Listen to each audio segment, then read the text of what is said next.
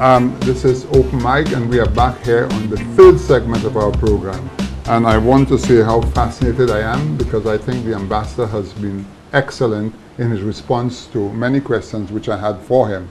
Now I'm going to touch on a very important subject, and that is of trade.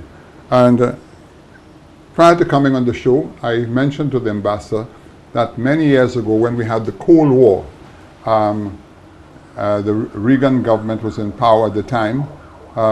They gave the St. Lucia many concessions to allow us to open several factories, and they gave us so we could ship our clothing to the US. But unfortunately, after the Cold War, those concessions seemed to have disappeared. And it reminded me very much of what Sir John once said. He said, Americans have no friends, they only have allies.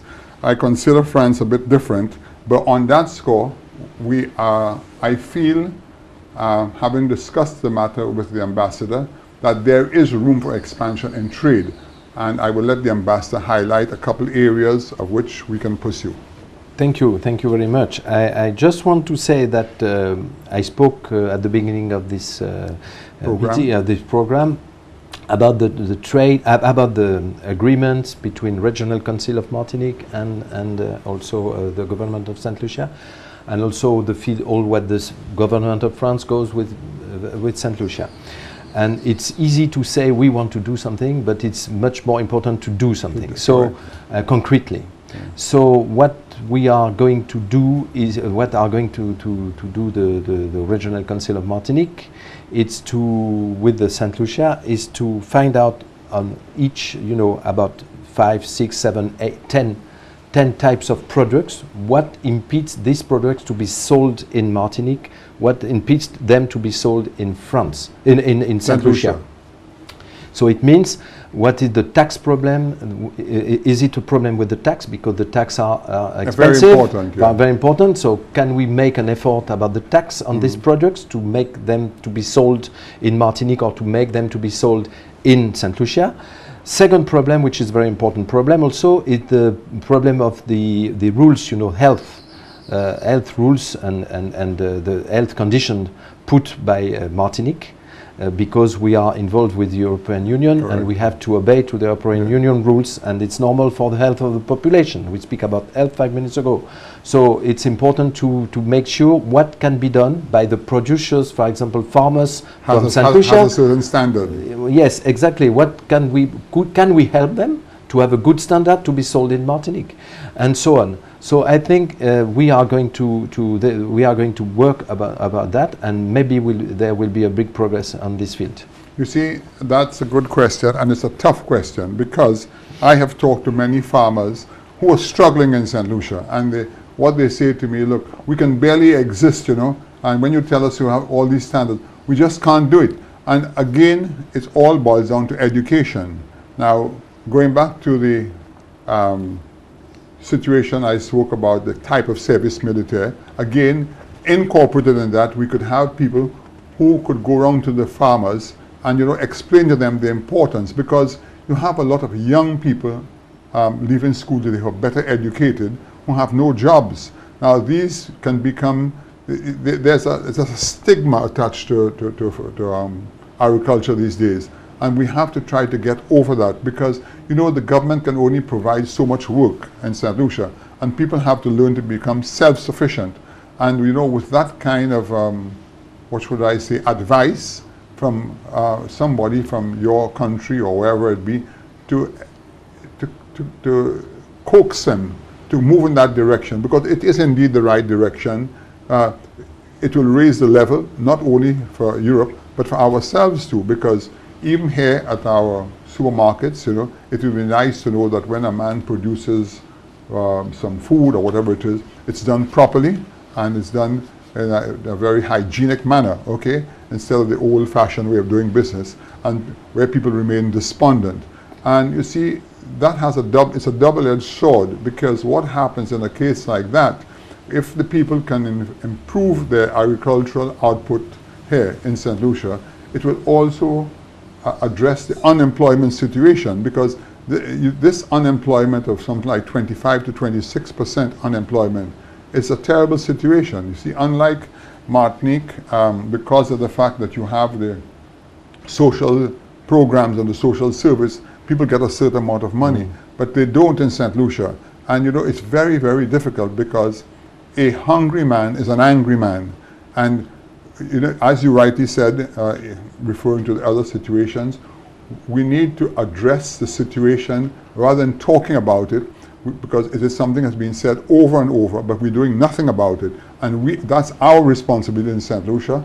But where your friend the French can come in is that to assist us in those areas and say, look at me, this is what's available, you know. If we can plant or grow something, we can actually sell it over there. I mean, for instance, look at what Taiwan has done for us. I mean, look at the tilapia, look at the orchids that are being sort of grown in St. Lucia. And regretfully, they did a beautiful job at Union, and I was very saddened a couple of weeks ago because I went there to see it. And when the Taiwan government was running it, it was in beautiful condition. It was handed over to the Ministry of Agriculture, and it's in a deplorable condition today, which is so sad. But again, this is where we lack the discipline, and we need to move forward on that. Yeah. Well, I understand what you say, but I think the cooperation between Martinique and St. Lucia must be a cooperation win-win, you know. Yeah. And I think we have, you speak a lot, and it's normal, about the benefit you can retire from Martinique to help you. But I think we want also the benefit of St. Lucia for Martinique. We must be two for cooperation, you know. And I think you have many things to learn to us for a few topics, for tourism, for example. You speak about tourism. It's not only the money. When we travel in Martinique and when we travel here, I think the people of Martinique would be happy that you help them to have a better organization of hotels and welcome people and things. You have a really value add, you know, about your organization of tourism. And we have value add about agriculture. You are right. We have Institute of Research who are settled in Guadeloupe or Martinique. They can come here to help the agriculture, to make the agriculture better than now. CIRAD in Guadeloupe or Ifremer for the fish, and so on. You have university also of Antilles. You have many supports of research, and institute can help. But you can also help us. We have also the Gulf.